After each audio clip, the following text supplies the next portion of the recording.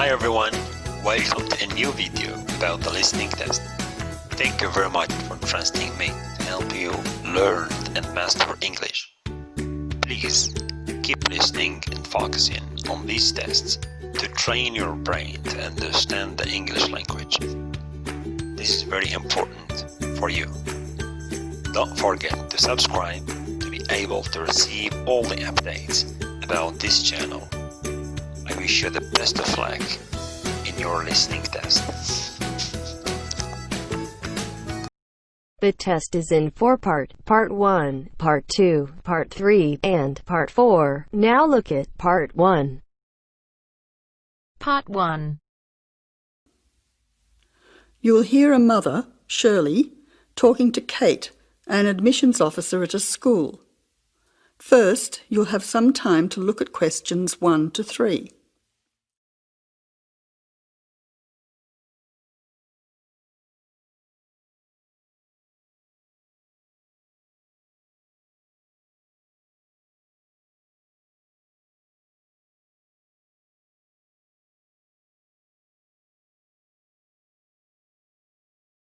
Now listen carefully and answer questions 1 to 3. Good morning, you must be Shirley Peters. My name's Kate. Yes, hello, I'm Shirley Peters. Nice to meet you. You have a 10 o'clock appointment with us. That's right. I'm supposed to go to the admissions office. Is that here? Yes, it is. Please take a seat as I have several forms for you to fill in to enable you to enrol your son at this school. We have a form for your name, address and so on, one for the health of your son, and one for him to choose extra subjects to join in. Thank you. Now, firstly, this form is just so we have a record of your son's personal details. Can you fill it in for me? Yes, I'll do that now. Can I just check the details with you? Your son's first name is John. No, that's his middle name after his father, Richard John. My son's name is Colwyn. Can you please spell it C-O-L-W-I-N, not C-O-L-W-Y-N, as some people do? Yes, I'll make a note of that. And how old is Colwyn? I've put down that he's entering year 6, so therefore he's 11 years old, turning 12 this year. So at the moment, he's 11. Yes, correct. You now have some time to look at questions 4 to 10.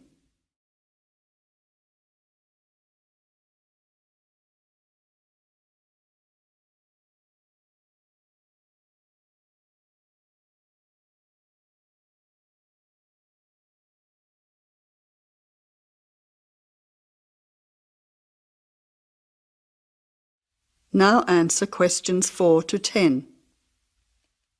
Let's move on to your address. Do you live at 7 Watley Crescent, Mount Lawley? Yes, that's right. The street is spelt W-H-A-T-L-E-Y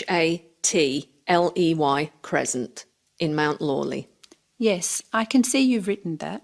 Which phone number is best to contact you on?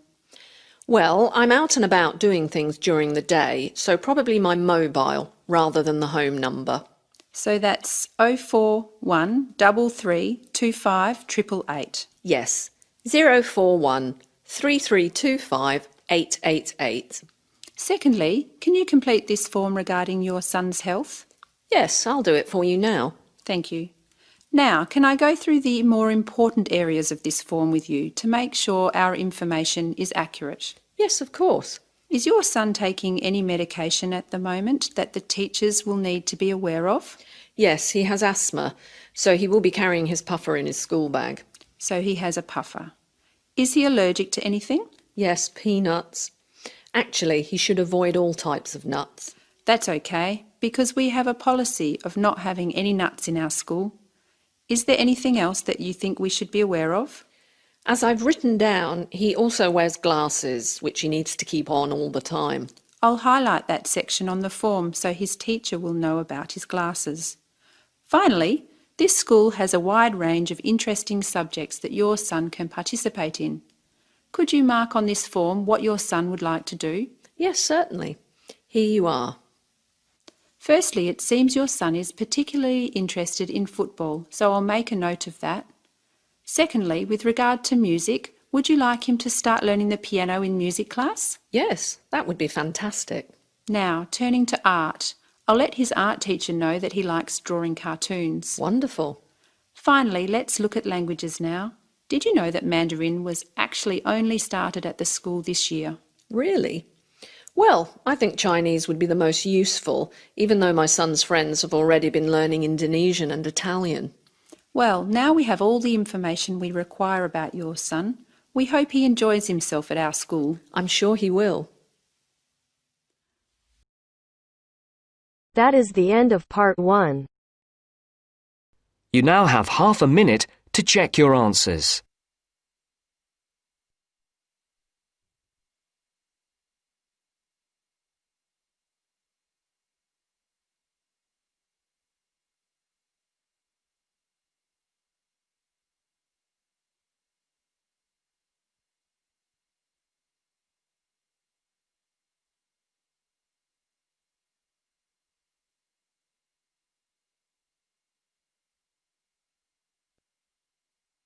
Now turns to part 2.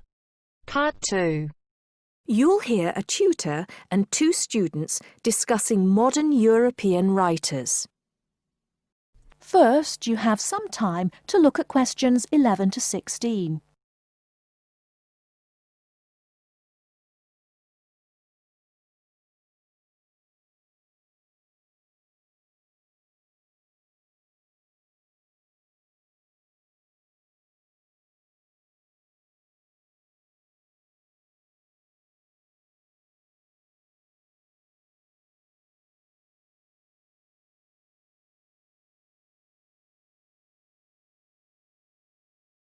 Now, listen carefully and answer questions 11 to 16.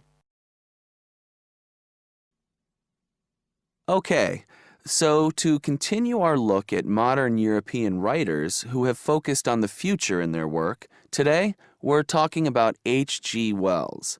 Last week, I asked you both to do some background research on Wells, which we're going to discuss now. Gitanjali, tell us about H.G. Wells. Right. So, H.G. Wells was a hugely successful British science fiction writer, writing at the end of the 19th and the start of the 20th century, and much of his work focused on predicting the future. Jason, do you think Wells was just using the future as a narrative device in his fiction? No.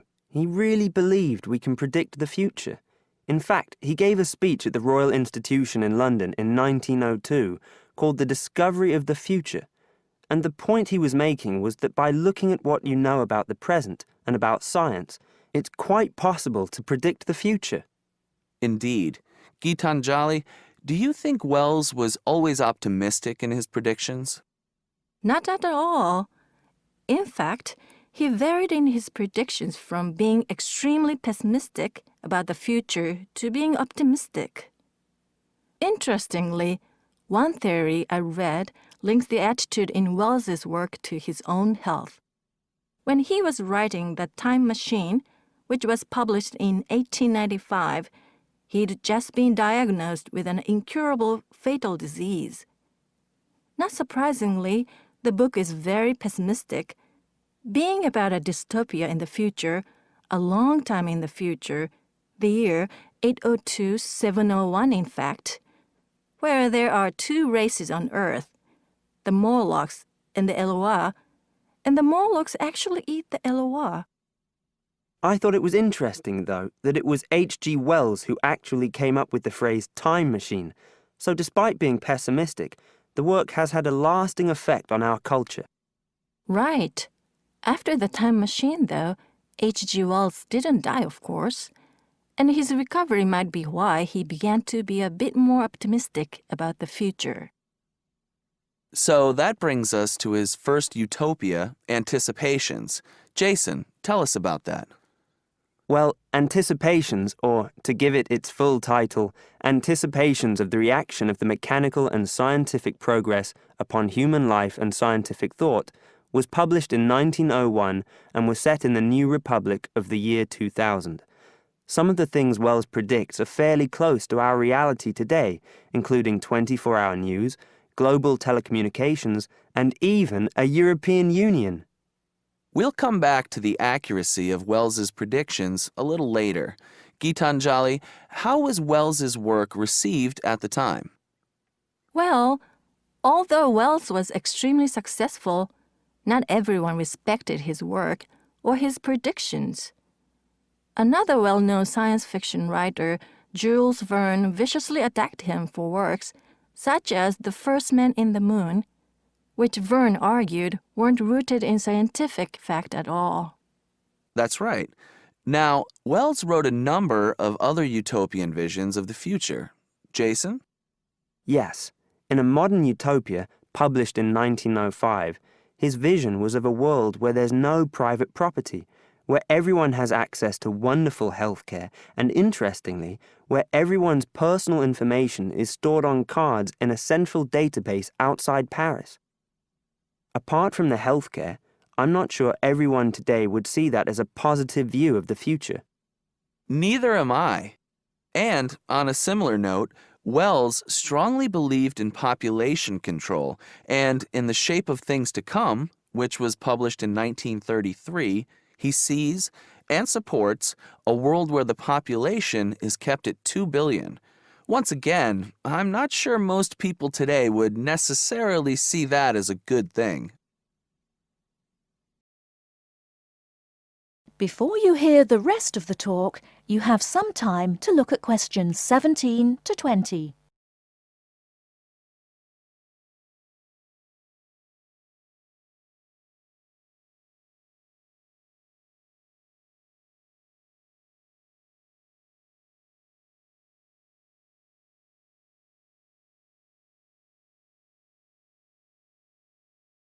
Now listen and answer questions 17 to 20. Gitanjali, in your research, did you come across anything about the world brain? Yes, I did. It's actually very interesting. Throughout the 1930s, Wells predicted and supported the setting up of a huge world encyclopedia. And towards the end of the decade, in 1938, he wrote a series of essays called World Brain. In these essays, he called for the world to make use of modern technology to create an enormous global encyclopedia so that all our knowledge is available to all people, not just an educated elite. Wells envisioned this as probably being on microfilm. He thought it would allow anyone, anywhere in the world, to look at any book or any document. He also thought it would be created by everyone, once again, not just by an elite.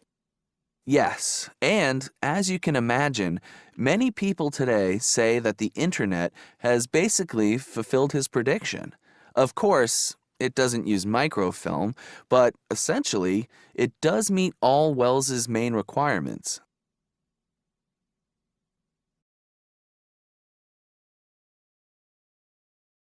That is the end of part 2. You now have half a minute to check your answers.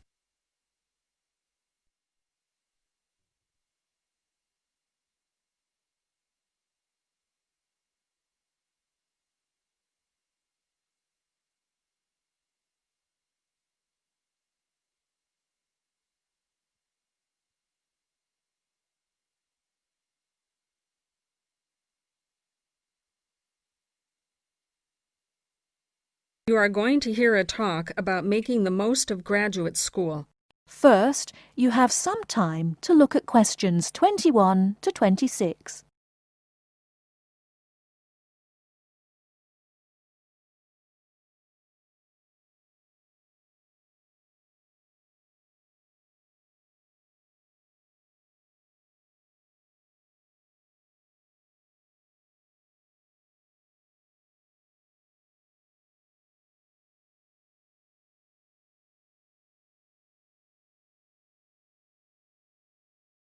Now listen carefully and answer questions 21 to 26. Welcome to you, new entrants to the graduate school. My job now is to give you the graduate school survival guide and make some concise suggestions for getting the most out of your relationship with our research supervisor, getting the most out of what you read, and making continual progress with your research. First, your relationship with your supervisor. This is fundamental. Meet regularly. You should expect to meet once a week or at least every other week, because this will give you the motivation to make progress and also keeps your advisor aware of your work. Prepare for your meetings. Come to each meeting. Also, bring the notes from your previous meeting together with a list of any upcoming deadlines. Make a plan for what you hope to get out of each meeting. After the meeting, email your supervisor a brief summary. Include a list of major topics discussed, a list of what you agreed on, a note of any advice you may not want to follow, and a new summary of what you are planning to do. This helps avoid misunderstandings and provides a handy record of the progress of your research. Add a to-do list for yourself and your supervisor, including a reading list. Finally, add the time and date for the next meeting. My second main piece of advice is to keep your supervisor informed. Show him or her the results of your work as soon as possible. This helps your supervisor understand your research and identify any potential points of conflict early in the process. Include summaries of your work, including any results of experiments, and also anything you write about your research. Thirdly, communicate clearly. If you disagree with your advisor, state your objections and concerns clearly and calmly. If you feel that something about your relationship is not working, discuss it with him or her. Whenever possible, suggest steps that they could take to address your concerns. Under this heading, it is extremely important to take the initiative. You do not need to clear everything you do in your research with your advisor. He or she is busy too. You must be responsible for your own ideas and the progress of your work. Before you hear the rest of the talk, you have some time to look at questions 27 to 30.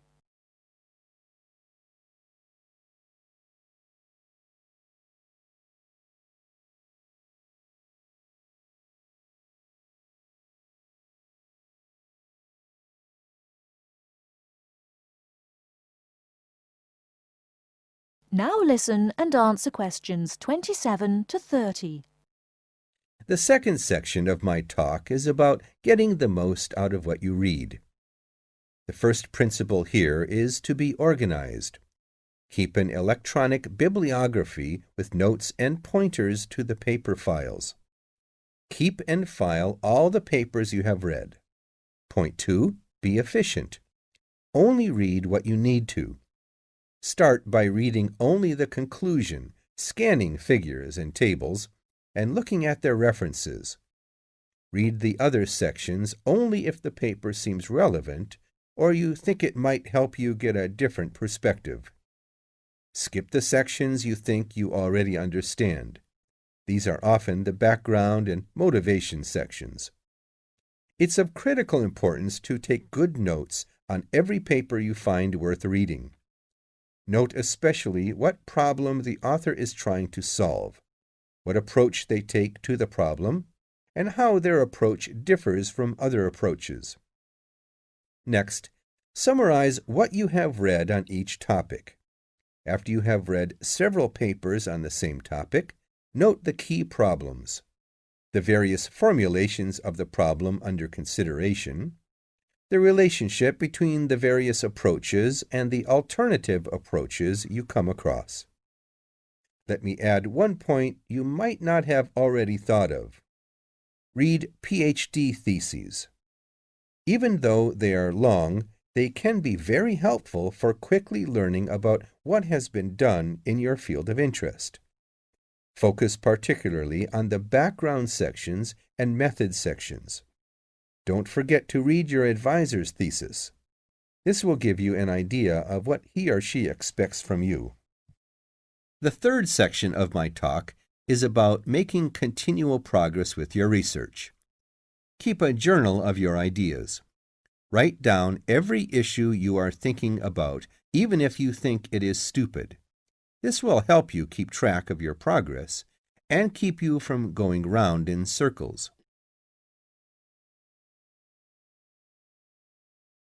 That is the end of part 3. You now have half a minute to check your answers.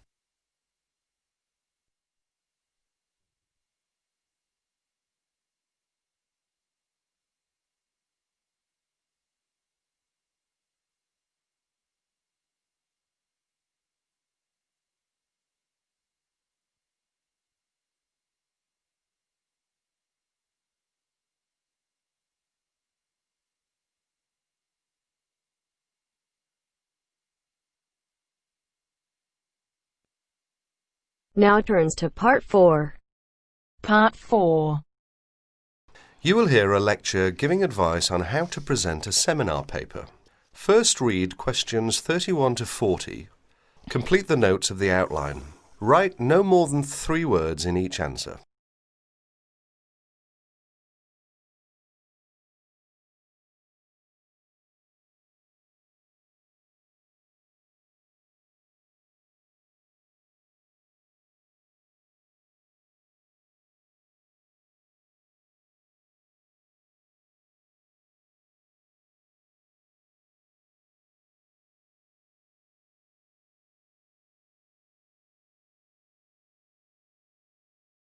In this talk, I'm going to give some advice on how to present a seminar paper. At one time, most university teaching took the form of giving formal lectures. Nowadays, many university teachers try to involve their students more actively in the learning process. One of the ways in which this is done is by conducting seminars. In a seminar, what usually happens is this. One student is chosen to give his ideas on a certain topic. These ideas are then discussed by the other students, the participants in the seminar. What I'd like to discuss with you today is the techniques of presenting a paper at a seminar. As you know, there are 2 main stages involved in this. One is the preparation stage, which involves researching and writing up a topic. The other stage is the presentation stage, when you actually present the paper to your audience. It is this second stage that I'm now concerned with. Let us therefore imagine that you have been asked to lead off a seminar discussion and that you have done all the necessary preparation. In other words, you have done the research and you have written it up. How are you going to present it? There are 2 ways in which this can be done. The first method is to circulate copies of the paper in advance to all the participants. This gives them time to read it before the seminar, so that they can come already prepared with their own ideas about what you have written. The second method is where there is no time for previous circulation, or there is some other reason why the paper cannot be circulated. In that case, of course, the paper will have to be read aloud to the group, who will probably make their own notes on it while they are listening. In this talk, I am going to concentrate on the first method, where the paper is circulated in advance, as this is a most efficient way of conducting a seminar. But most of what I am going to say also applies to the second method, and indeed may be useful to remember any time you have to speak in public. You will probably be expected to introduce your paper even if it has been circulated beforehand. There are 2 good reasons for this. One is that the participants may have read the paper but forgotten some of the main points. The second reason is that some of the participants may not in fact have had time to read your paper, although they may have glanced through it quickly. They will therefore not be in a position to comment on it unless they get some idea of what it is all about. When you are introducing your paper, what you must not do is simply read the whole paper aloud. This is because, firstly, if the paper is a fairly long one, there may not be enough time for discussion. From your point of view, the discussion is the most important thing. It is very helpful for you if other people criticise your work. In that way, you can improve it. Secondly, a lot of information can be understood when one is reading. It is not so easy to pick up detailed information when one is listening. In other words, there may be a lack of comprehension or understanding. Thirdly, it can be very boring listening to something being read aloud.